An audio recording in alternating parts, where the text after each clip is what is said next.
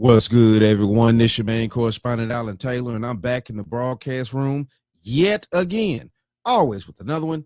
And yes, indeed, it is another one. So this is where we at right here. You know, we have a lady pastor, and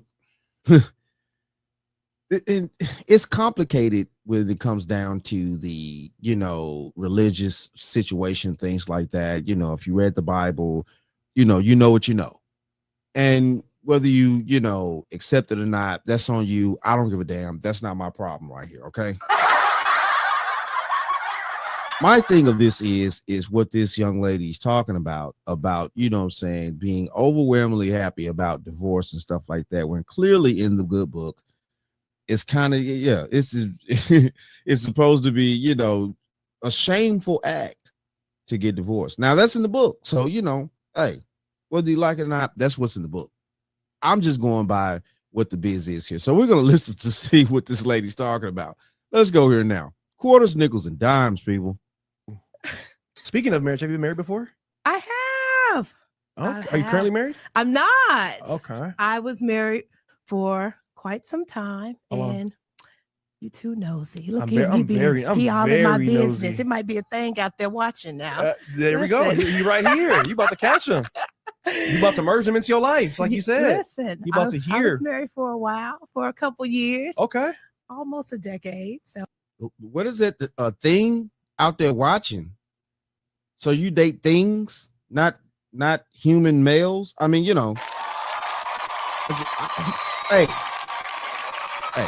let's not judge, okay? Let's not judge. Let's keep going though.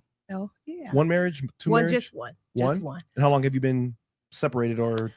Divorced for 4 years now. Okay.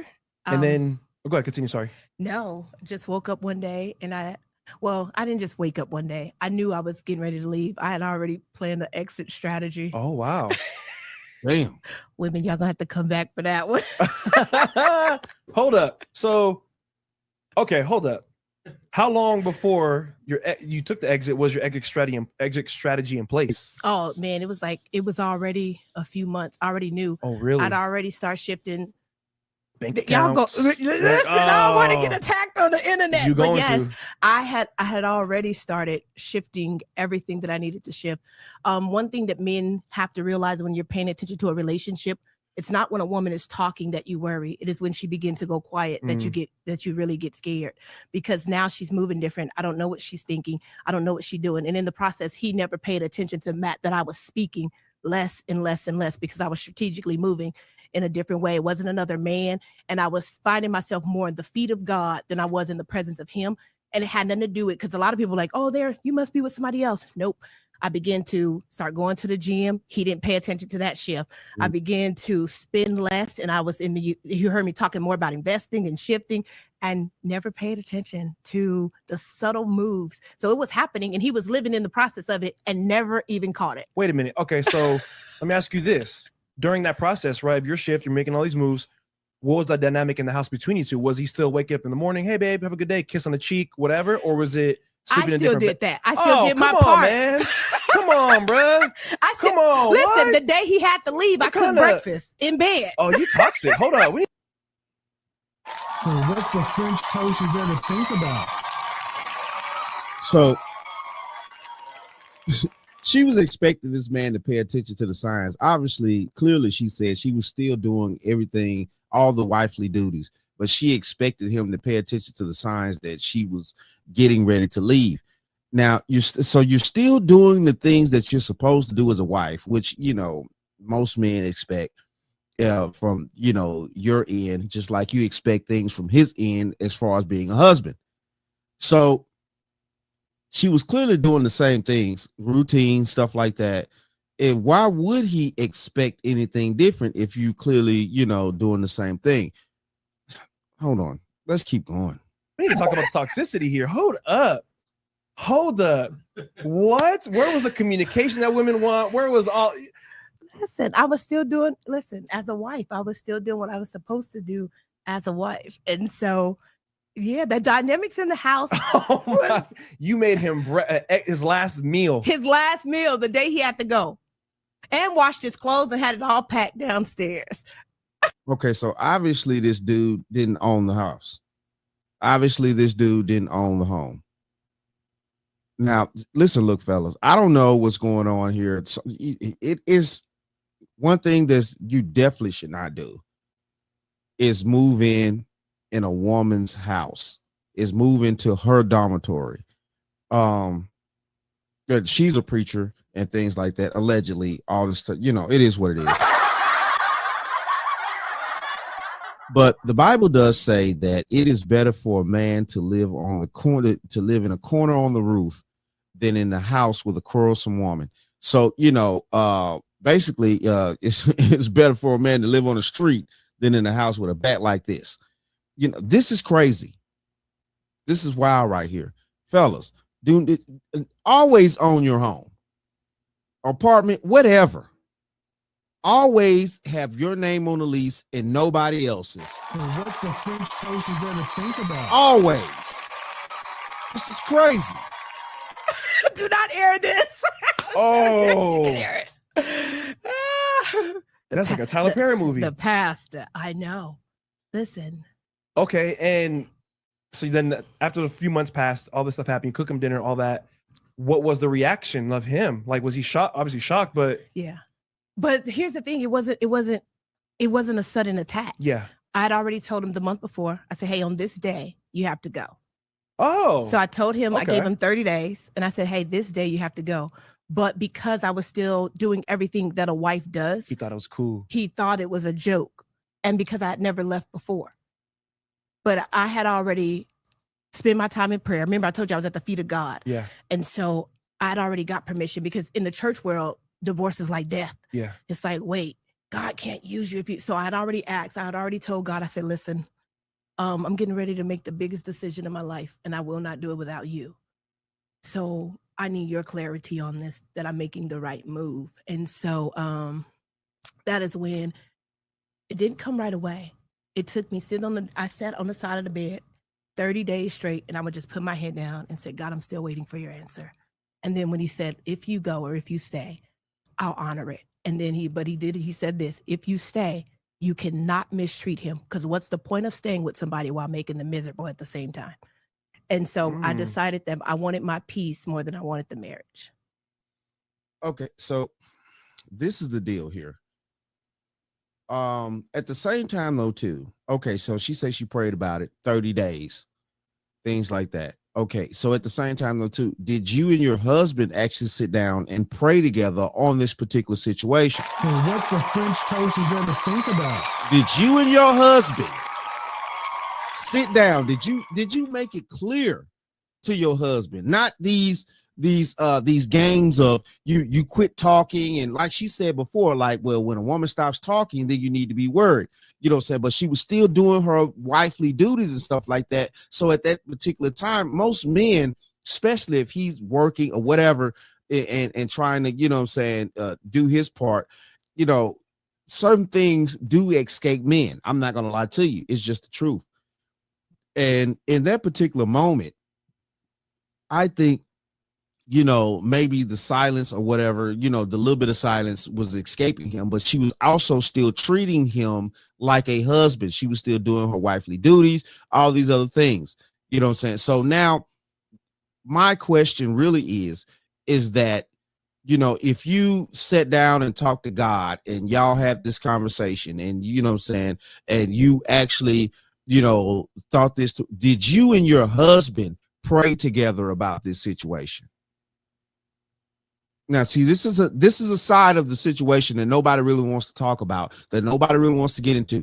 Did you sit down with your husband and tell your husband plain out that I'm feeling or thinking some type of way, and I want us to pray together on this particular fact and stuff like that? Definitely due to the fact that he know that you're a pastor and things like that. Did you sit down with your husband and y'all prayed together on this situation? She never brought that up, that they actually prayed together. She prayed solo.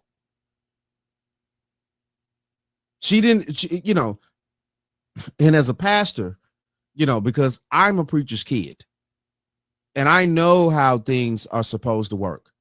And, you pray with your other one, with your significant loved ones, you know what I'm saying, whether it be your mom, that child, wife, whatever, husband, you're supposed to pray with your flock and things like that. So did she actually sit down and tell him the real, and they both prayed together and asked God about this situation? That's what I'm really asking. Wow. Okay, let me ask you this. When those moments come, right? Like you said, edge of the bed and somebody spoke to you, is it a voice? I know the voice of God because I walk with him. It's almost like if I talk to you all the time, I know how you sound. You could be in a crowd of people and I would distinctly know that that's not you talking. She says she knows the voice of God. Strategically, if you know the Bible, the last time God really actually spoke to anybody, and let's just go here, was to Moses. And maybe not just Moses. But from the real aspect of the situation in the 21st century, God is not sitting in a burning bush and talking to people like that. Listen, look, God works through people and he sends actual signs and stuff like that. But what I'm meaning here is, and what I'm standing 10 toes down on, because I don't think she really did this. Did she really, as a pastor and things like that, that's supposed to know the Bible now, did you sit down with your husband? Did you get logical with your husband? Because the Bible is very logical. It's not all this, energy and chakras and your feelings and stuff like that. The Bible is very logical. Did she sit down and pray with her husband about their marriage? Or did she just pray alone and decided a decision amongst herself? Come on, people. You got to read between the lines here. This is crazy. This is crazy. Because if you know what I'm saying, if you in a marriage, and as a pastor, she knows the rules of a marriage. She said it herself, to divorce within a marriage, with her beliefs and stuff like, it's cringe. And yes, it is. It's like, you're not supposed to really do that unless it's just tremendously, sour circumstances. He abandons you, or it's some type of real egregious situation with, those, essays and, crazy stuff. Come on now. We all have a voice image. I know what you would say, and I'm like, nah, that don't. Have you ever heard somebody say that don't sound like him, or that don't sound like something? That don't sound like Lorraine. Because we know the voice, and so God will come to you in a voice that's common to you. It could be, so we have our voice, God's voice, the enemy's voice, and the voices of everybody else, crowds, our core, and our circles, right? Different people, but you have to be able to quiet all of those. And sometimes it'll come by way of somebody coming to you and just saying something random that they wouldn't even know you were praying about. It could come with something you read. It can, because see, God can speak through anything. If he can make, the Bible says that I can make the rocks cry out. Imagine who he could use or what he could just, something could just happen in the sky and it'd be like, get out. And you'd be like, what? Like I just happened to, and it'll come to you subtly. So that's how you kind of can hear and tell. Interesting. And it's not loud. It's very subtle. And with your ex-husband, you guys had a kid together or no? We didn't. No, we didn't. But I did have a baby, and that's her papa. And one thing I will say is I commend him for that, because when we split, he never left her life. Oh, wow. Because he's been around her for the last decade. So she's 12 and he came when she was 2. Okay. And so, yeah, he has been amazing in that regards. I couldn't take nothing away from him. Your daughter. Hold on. How long have you been a pastor, ma'am? Hold on. Okay. Let's just keep going here. Hold on. Daughter now 12, when she was 2, or before you met your husband, what about her father? Was he around in her life? What was that relationship like? He has been absent. He had been he's around though. They have a relationship. She's old enough to call, text, and so she still, now they do have that relationship. Anytime he would come, I would make sure that they had that time to go spend, and I would leave her with him. And so at the beginning he was kind of there, but I already knew kind because when I got pregnant with her, God told me that he wasn't my husband.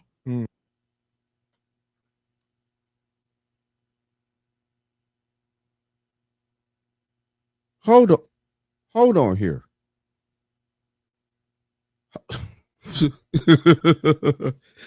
So so you got pregnant out of wedlock out here. And God told you that the man that you got pregnant by, this is not even involving the husband that came along that she just divorced. God told you that the man that you laid down with and got pregnant by was not your husband. Oh my goodness. Hold on. I gotta go to big screen. This shit is crazy. So what the French toast is there to think about? What are we doing? What are we doing? What? Excuse me. I'm sorry. I'm sorry, everybody. Wow. Oh my goodness. Did she just say that? Did she just say that? Hold on. Did she just say that? What about her father? Was he around in her life? What was that relationship like? He has been absent. He had been he's around though. They have a relationship. She's old enough to call, text, and so she still, now they do have that relationship. Anytime he would come, I would make sure that they had that time to go spin, and I would leave her with him. And so at the beginning he was kind of there, but I already knew because when I got pregnant with her, God told me that he wasn't my husband. And I just broke the relationship off. And so while you're pregnant? Yeah. No, when I found out I was pregnant, I was like, hey, God said you're not him. And I was like, but he's God said, God told her he wasn't him after she got pregnant. Oh, Lord. He's never been on child support. Never had, when I say he had a beautiful situation, because I told God, one of the things that I did struggle with, and this is, I don't think everybody, this is unedited, cold, hard, raw information, that I struggled with the idea of aborting. And so I was riding around in a Mercedes, and every time it went up $500, I had the $500 in the dashboard. Young girl doing her thing. So exactly what were you doing? Riding around in a Mercedes, and every time what went up, you do. Hold on, man. That threw me off right there. I think it had got up to like $2,500 just riding around. The dad came, walked me to the abortion door, flew out here, took me to the abortion door for the appointment, and then shut the door and said, I preach against this. Why would I let you do it? So, okay. Wow. Hold on here. Let's pay attention to what she just said. At that exact second right there. So she was on the way to do the deletion. The father of the child showed up, stopped her, and she said out of her mouth that the father of the child said that he preaches against it. So what, she was dating another pastor or something like that, or what was going? I'm confused. I'm trying to figure this out because this is crazy to me. So was she dating a pastor and he was like, no, you're not finna delete this kid, man. And so God said, and then I repented, and I prayed and prayed and prayed. And my baby is like the greatest blessing ever. When I say her story is amazing, she has an amazing story. She's a miracle child anyway, because a little bit before that, doctor said I couldn't have kids. Oh, wow. And so man, listen, look, yo. So what the French toast is there to think about? This is where we at right here. Yeah, I'm gonna, of course, I'm gonna put the link down below, and y'all can finish watching. You know, from the rooter to the tutor. But man, this is crazy. Are you kidding me? All this stuff this woman just said, talking out the side of her neck. Jesus Christ, this is wow. This is a whole wild story. If you actually paying attention to what the story that she just told. First off, she's a baby mama. Then, you know what I'm saying, she was blessed enough, you know what I'm saying, for another man to come into her life, take on her and her child. And then eventually she decided to leave him.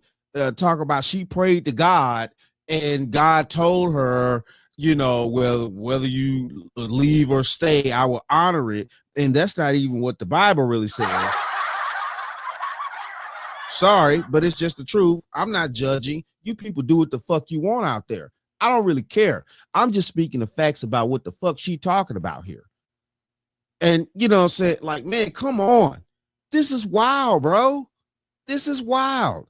And at the same time, too, she's sitting there like, you know, she was almost about to delete the kid, stuff like you. Wow. But you're supposed to be a pastor, and oh my goodness, man, it's hard out here. It is hard living on planet Earth, bro. It is hard living on planet Earth. And what the French toast is there to think about? It is hard living on planet Earth. Seriously, this is crazy. And the whole time she's sitting around here gullible and think that this is a game. Man, listen, look, you know what I'm saying? And yeah, my whole situation, like she didn't even take the time to pray with her husband and things like that, which that's what you're supposed to do if you are a praying couple and things like that. But listen, look, man, it just is what it is here. Shout out to all my subscribers. Mad love to y'all. If you're new to the channel, please hit that like, share, subscribe button. Make sure you ring that bell to be notified whenever I decide to post things. And like I always say, and that, my friends, is the bottom line. That, my friends, is the bottom line.